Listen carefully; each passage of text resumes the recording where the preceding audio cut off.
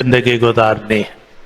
اور قریب میں ہمارے ابھی جنید جمشید صاحب رحمہ اللہ کی شہادت ہوئی ہے، ہم سب کے دل غمگین ہیں، لیکن ان کی زندگی میں بھی ہمارے لیے ایک نمونہ ہے۔ جنید جمشید صاحب ایک آزاد خیال آدمی تھے، گاتے تھے اور بجاتے تھے، موسیقی کے شیدائی تھے، پھر اللہ سبحانہ و تعالی نے ان کو ہدایت عطا فرمائی اور اللہ تعالی نے ان کی زندگی کو نمونہ بنا دیا، ایمان بھی مضبوط، اعمال صالحہ کی بھی توفیق، اور آگے حق پہنچانے کی کوشش، یہاں حق پہنچا رہے ہیں، وہاں پہنچا رہے ہیں، وہاں پہنچا رہے ہیں، اور اس میں لوگوں نے ستایا بھی، ان کو تکلیفیں بھی پہنچائیں، لیکن انہوں نے صبر سے کام لیا، کبھی غصے میں نہیں آئے، کبھی مار پیٹ گالیاں دینی شروع نہیں کی۔ یہ طریقہ ہے انبیاء کرام علیہ السلام کا اور سلف صالحین کا۔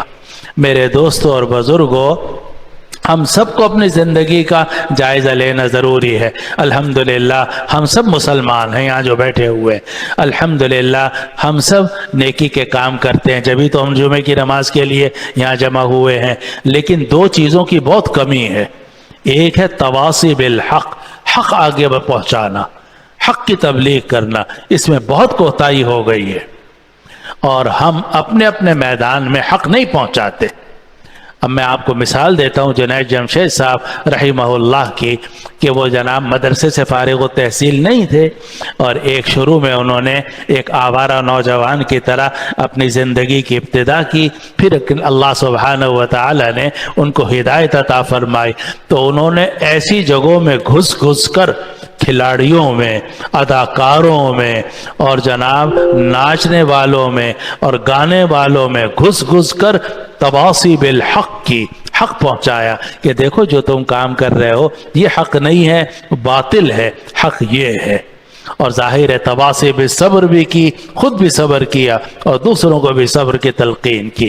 آپ جانتے ہیں کہ ہمارے ملک میں کتنے فتنے پھیلے ہوئے ہیں، ہمارے ملک میں طرح طرح کے فتنے پھیل رہے ہیں۔ ابھی ایک صاحب کا لیڈر کا میں نے بیان پڑھا، وہ کہتے تھے کہ مجھے اس وقت خوشی ہوگی کہ جب اس ملک کا وزیر اعظم عیسائی ہوگا۔ نعوذ باللہ من ذالک۔ آپ بتائیے کہ ایک اسلامی ملک ہے، اور اسلامی ملک میں یہ تمنا کی جا رہی ہے کہ کوئی عیسائی یا ہندو آ کر ہمارا وزیر اعظم بنے۔ یہ کیا بات ہے؟ یہ غلطی ان کی نہیں ہے، غلطی ہماری ہے۔ ہم تبلیغ نہیں کر رہے، ہم حق آگے نہیں پہنچا رہے، ہم بات صحیح طریقے سے آگے نہیں پہنچا رہے۔ جب ہم دین کی تبلیغ نہیں کریں گے، ایمان کی تبلیغ نہیں کریں گے، تو لوگوں کو کفر کی تبلیغ کا موقع ملے گا اور وہ الٹی سیدھی باتیں کرنا شروع کر دیں گے۔ تو میرے دوستوں اور بزرگوں، ہم میں سے ہر ایک کی ذمہ داری ہے کہ ہم ان چار باتوں پر عمل کریں۔ نمبر 1 ایمان، نمبر 2 اعمال صالحہ، نمبر 3 تواصی بالحق۔ ہر جگہ حق پہنچائیں، جس جگہ میں بھی آپ ہیں، اسکول میں ہیں، کالج میں ہیں، یونیورسٹی میں ہیں، اور چاہے ناچ گانے والے اداروں میں ہیں، چاہے کھلاڑیوں میں ہیں، تبلیغ کرنی چاہیے۔ اور اللہ تعالیٰ ہماری اس جماعت کو، تبلیغی جماعت کو جزائے خیر عطا فرمائے۔ اس کے ذریعے سے بڑا فائدہ ہوا، اللہ تعالیٰ نے اس کے ذریعے سے ان جگہوں تک دین پہنچایا جہاں دین نہیں پہنچ رہا تھا۔ اس سے معلوم ہوتا ہے کہ اگر آدمی کوشش کرے تو ہر جگہ تک دین پہنچایا جا سکتا ہے۔ تو جماعت کے ساتھ بھی وابستہ ہونا چاہیے، لیکن تبلیغ جماعت کے ساتھ آدمی وابستہ نہ ہو، لیکن کم از کم جہاں بیٹھا ہوا ہے، جس دکان پر بیٹھا ہوا ہے، جس ادارے میں بیٹھا ہوا ہے، جس فیکٹری میں بیٹھا ہوا ہے، جس کالج میں بیٹھا ہوا ہے، جس اسکول میں بیٹھا ہوا ہے، جس سینٹر میں بیٹھا ہوا ہے، وہاں اس کی ذمہ داری ہے دائیں کو، بائیں کو، آگے کو، پیچھے کو حق پہنچاتا رہے، چپ کے نرمی سے، محبت سے، اخلاص سے، اللہ تعالیٰ کی رضا کے لیے کہ میری بھی نجات ہو جائے اور میرے ان بھائیوں کی بھی نجات ہو جائے۔ اللہ تعالیٰ ہم سب کے اندر تبلیغ کا یہ جذبہ پیدا فرمائے، اور ہم سب کو نبی کریم صلی اللہ علیہ وسلم کی سنت پر عمل کرنے کی توفیق عطا فرمائے۔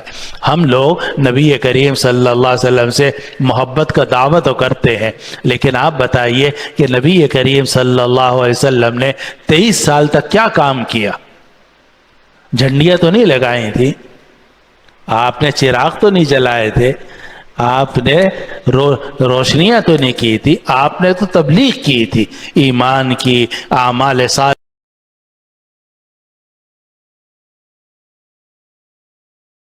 صالحہ کی، تواصی بالحق کی، تواصی بالصبر کی۔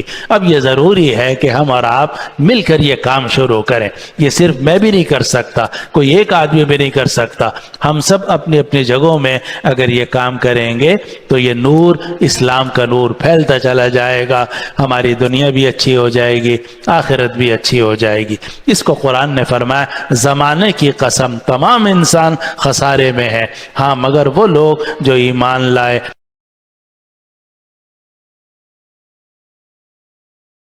اور جنہوں نے نیک اعمال کیے